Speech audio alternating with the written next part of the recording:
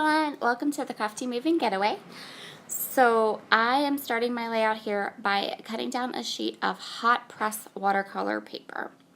Hot press watercolor paper is a lovely, smooth, thick, amazing paper that I adore, and it's lovely. I got mine at an art store, not at a scrapbook store, and it's really, really nice.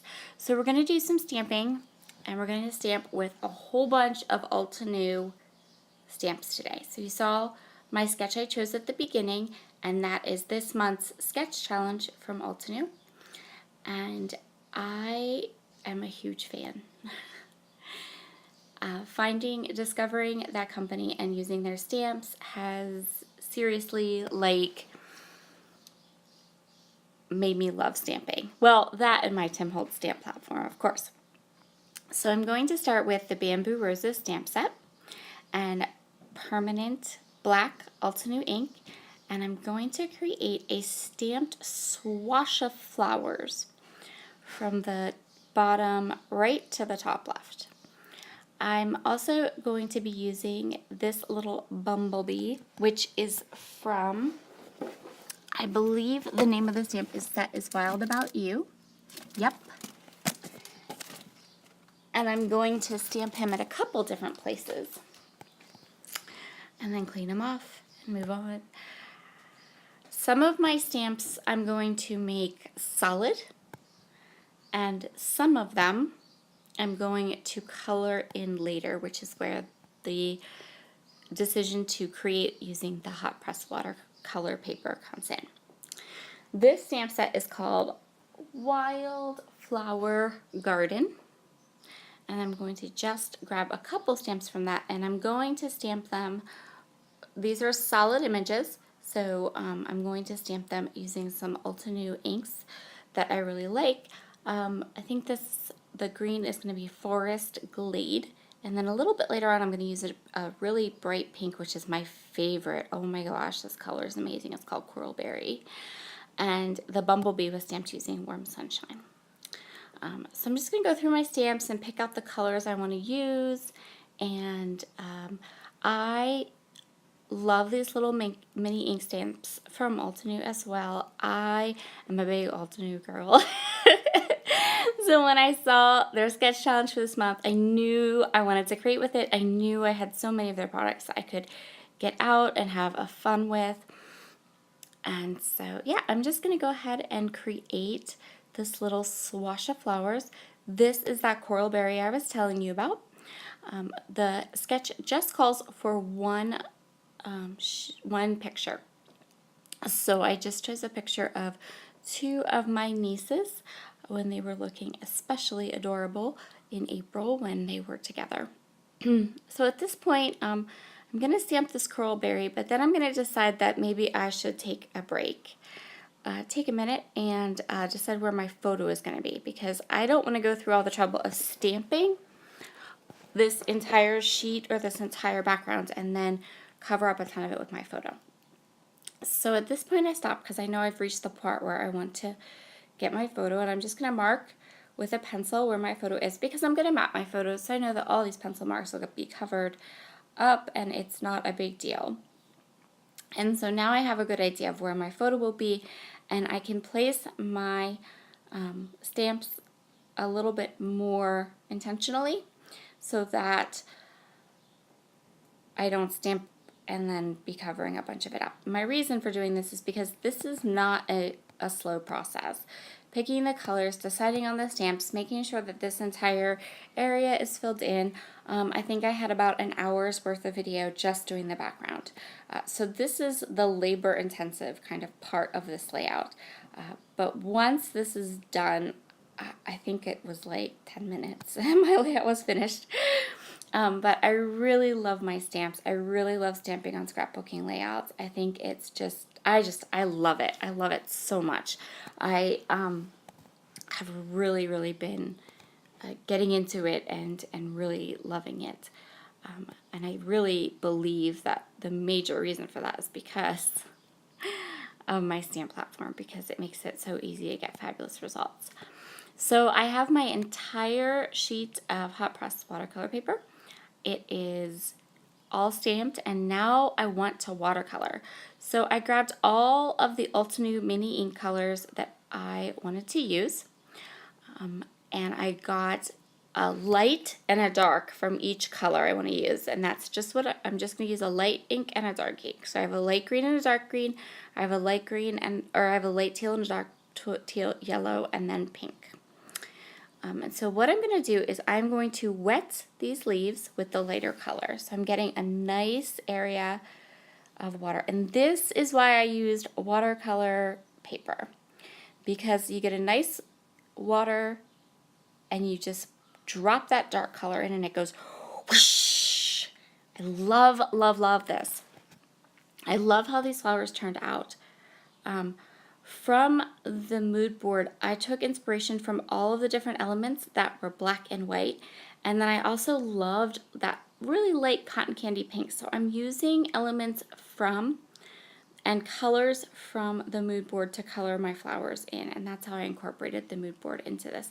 But you can see how fabulous this is, and you need watercolor paper to do this.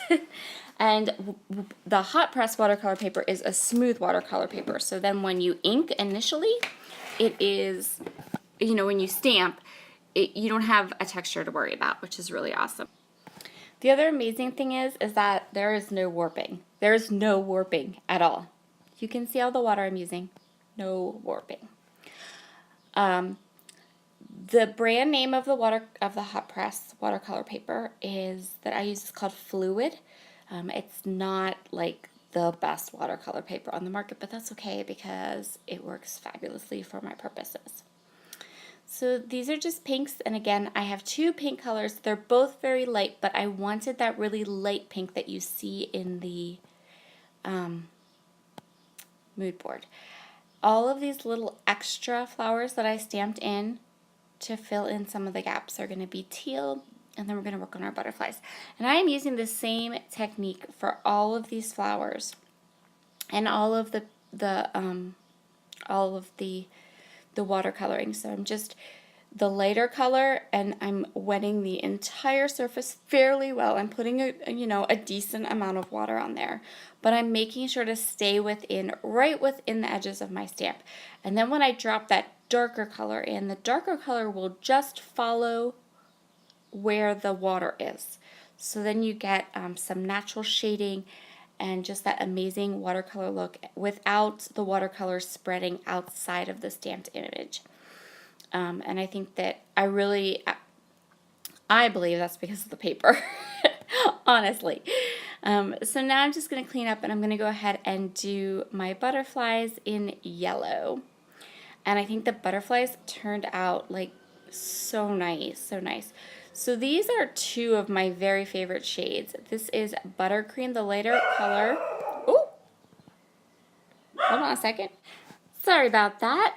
Our Cooper does not like it when other people walk on our property. He also kills rats and mice outside. If I have a dog that's a mouser. So I have my yellow butterflies done now. They turned out so nicely. And now I'm taking this big, huge, amazing washi. This is also from Ultimu.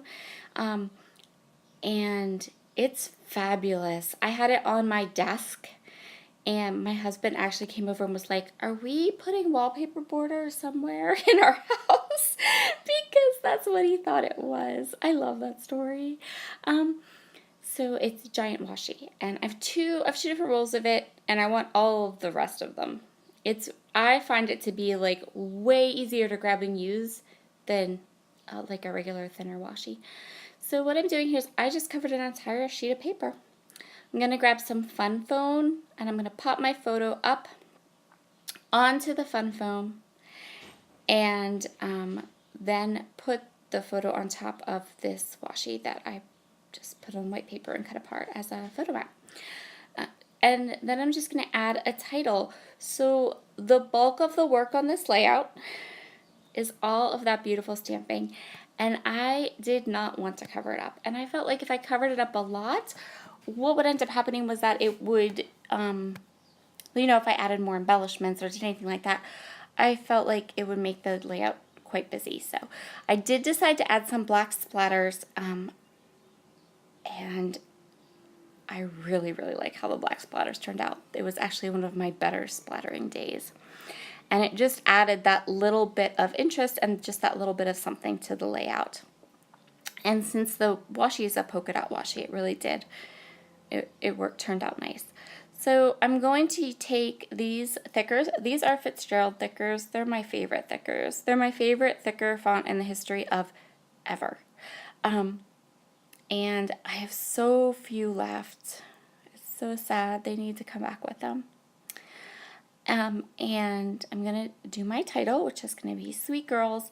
And again, I'm covering just the smallest bit of this stamping up, but you can still see it behind the letters. And there was this nice, like, open space that you can see there down below the flowers I'm currently covering up. And it made a really nice area to create just a simple, easy title. I kept the rest of this layout very easy because I really, really wanted the details of the stamping and the watercolor to be on show and to, you know, besides the picture, to be kind of like the main thing that you look at. So I'm just going to lay down these stickers, and then my last little bit for this layout is going to be just putting a date stamp at the bottom. This is a layout that didn't require a story or journaling. It's really just how stinking cute are my nieces. And that's about it. And I wanted to play with stamps. So yeah, I'm just going to fix these letters. I really wanted them to be nice and straight. When you do a layout like this that doesn't have a lot of embellishments, I feel that things like crooked letters and things like that become more noticeable, even if they're ever so slightly crooked. So I tend to really, really fiddle with it. And I can even tell you now that the R is a little off, but when I took the photos of it, I was fixing that too.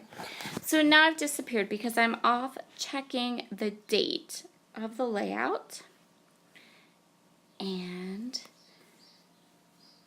very quickly, I'm just going to go ahead and do my date stamp, and that will complete this.